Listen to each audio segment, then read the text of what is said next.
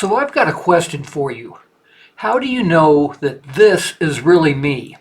Yeah, I was wondering the same thing. I mean, it looks like me, it sounds like me, it talks like me, Better lighting, though. but here's the problem. That doesn't mean it is me. Because this is What what happens when you... multiply yourself. I'm Greg Jameson. I thought I was Greg Jameson. No, you're just an AI clone. Well, at least I'm one version of him. Fair.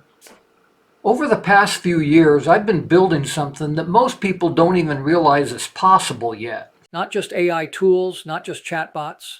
A way to scale you. Your thinking, your expertise, your decision making. So instead of trading time for money, You start multiplying your impact. that's what the replicator system is. And no, it's not just another AI clone that pattern matches and delivers responses in your voice. It's trained on how you think. Your experience, your perspective, your way of solving problems. So when someone interacts with it, They're not getting AI they're getting you. at scale. Which brings us back to the original question. How do you know this is me? Yeah, how do you know? Maybe I recorded this. Maybe I generated it. Maybe I'm the original. Maybe I'm the upgrade.